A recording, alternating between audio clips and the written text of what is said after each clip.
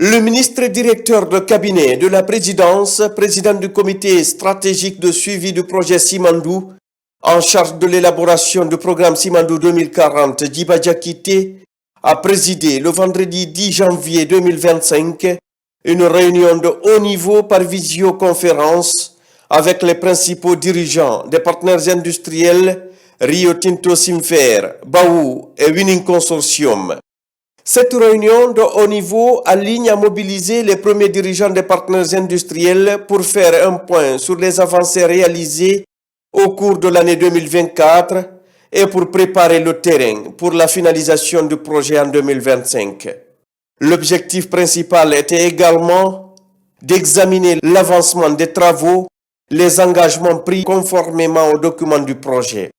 Selon les déclarations des partenaires industriels, tous les objectifs fixés pour l'année 2024 ont été atteints, voire dépassés avec succès. Cela inclut notamment les travaux sur les tunnels, les ponts et autres infrastructures majeures qui sont désormais à un stade avancé de réalisation. Au cours de la réunion, le ministre directeur de cabinet de la présidence en charge du suivi du projet Simandou et de l'élaboration du programme Simandou 2040, Djiba Diakité, a rappelé que l'année 2025 est un tournant majeur pour le projet Simandou avec la finalisation des infrastructures ferroviaires et portuaires prévues au plus tard en décembre de cette année. Ce sera également l'année de la mise en production des mines des blocs 1 et 2 de Winning Consortium ainsi que des blocs 3 et 4 de Rio Tinto Simfer, marquant ainsi l'entrée en exploitation du minerai, a-t-il précisé. Pour y arriver, le ministre directeur de cabinet de la présidence a souligné l'importance de la synergie entre tous les acteurs du projet et particulièrement entre les partenaires industriels. Il a insisté sur le fait que ces synergies doivent être renforcées pour assurer la réalisation des objectifs communs, notamment le respect des engagements et la livraison du projet dans les délais impartis, conformément aux standards internationaux prévus dans les accords. M. Djiba Diakité a également insisté sur l'importance de maintenir un suivi rigoureux pour éviter les difficultés rencontrées au cours de l'année 2024 et pour garantir que la construction des infrastructures ferroviaires et portuaires se termine dans les délais. Les discussions ont porté également sur le renforcement des synergies entre le projet Simandou et la vision stratégique du président de la République, en l'occurrence le programme Simandou 2040.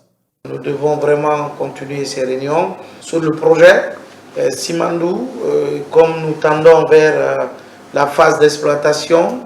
Et après plus de 2 ans maintenant d'efforts acharnés, il est important que 2025 soit vraiment l'année des efforts pour encore continuer à attirer les investisseurs. Et dans ce sens, vous l'aurez compris, du côté de l'État, nous avons fait le choix d'utiliser le projet Simandou comme un catalyseur de la transformation structurelle de l'économie. Le chef de l'État, dans sa vision de développement long terme de la Guinée, a instruit la mise en place d'un programme de développement nommé Simandou 2040, qui est actuellement en cours. Il est extrêmement important que la compagnie du Transguinéenne puisse consolider tout son arsenal sur le projet Simandou, surtout sur le programme Simandou 2040. Nous avons parcouru les différents sujets identifiés, prioritaires, qui nécessitaient une décision de notre part. C'est le lieu vraiment de remercier tout le monde pour cette bonne collaboration. L'année 2025 va aller très vite, nous avons beaucoup de défis. Et le deuxième aspect, c'était les instructions venant des décideurs pour accélérer le travail, la communication et l'agilité des équipes, la réaction rapide, que ce soit du côté de l'État, mais aussi des partenaires sur les différents sujets. Les partenaires industriels ont unanimement salué le soutien constant du gouvernement ainsi que l'accompagnement stratégique du président de la République, le général Mamadi Doumbouya, de l'engagement continu a permis de surmonter les défis et d'assurer la mise en œuvre effective du projet Simandou. Pour eux, ces progrès n'auraient pas été possibles sans le leadership éclairé et déterminé du président de la République. En 2025, la Guinée s'apprête à franchir un nouveau cap dans son développement avec un projet Simandou qui ne se limite pas à l'exploitation du minerai, mais qui vise également à doter le pays d'infrastructures modernes et multifonctionnelles, génératrices de croissance et d'emplois pour l'ensemble de la population. C'est à la demande du président du comité stratégique que cette réunion a eu lieu avec les premiers dirigeants des partenaires industriels, en l'occurrence Rio Tinto, Simfer, Baou, et WCS et le comité stratégique du projet Simandou. Le but de la réunion était de faire le bilan du projet pour l'année écoulée, l'année 2024. Est-ce que les engagements qui ont été pris dans le cadre des accords ont été atteints? Nous sommes heureux de constater que tous les jalons que les partenaires industriels, que le projet devait atteindre à la fin de l'année 2024 ont été atteints.